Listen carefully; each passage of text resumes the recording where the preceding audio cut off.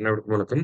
நம்ம டெய்லியும் banking industry point of வியூல 5 கொஸ்டின்ஸ் கரண்ட் அஃபேர்ஸ்லேருந்து பார்க்குறோம். இன்னைக்கு என்ன கொஸ்டின்ஸ் இருக்கு அப்படின்னு சொல்லி பார்ப்போம். First one, India's first bamboo based ethanol plant has been inaugurated in which state அப்படின்னு சொல்லி கேட்டிருக்காங்க. So bamboo based ethanol plant வந்து எங்க வந்திருக்கு அப்படின்னு பார்த்தீங்கன்னா, அசாமோட கோலாகத் அப்படிங்கிற டிஸ்ட்ரிக்ட்ல வந்து வந்திருக்கு. சரியா? ஸோ கோலாகத் ஐ மீன் அசாம் அப்படிங்கிறது தான் கரெக்ட் ஆன்சர். அடுத்தது, what do you mean by white goods அப்படின்னு சொல்லி கேட்டிருக்காங்க.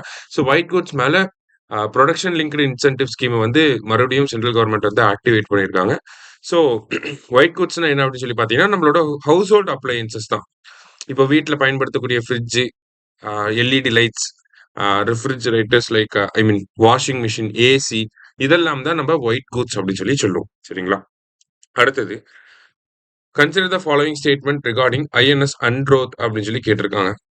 So it is an anti-submarine warfare shallow watercraft built by Gordon Reach shipbuilders and engineers.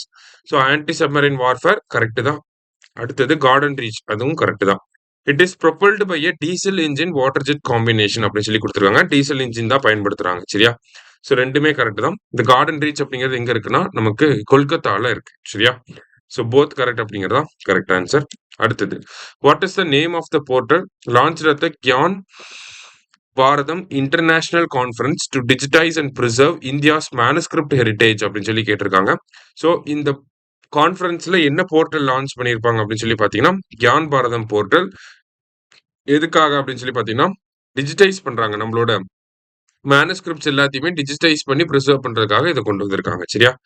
லாஸ்டா, Hindi Diwas is observed on அப்படின்னு சொல்லி கேட்டிருக்காங்க. ஹிந்தி திவாஸ் எப்போ அப்படின்னு சொல்லி பார்த்தீங்கன்னா, செப்டம்பர் 14.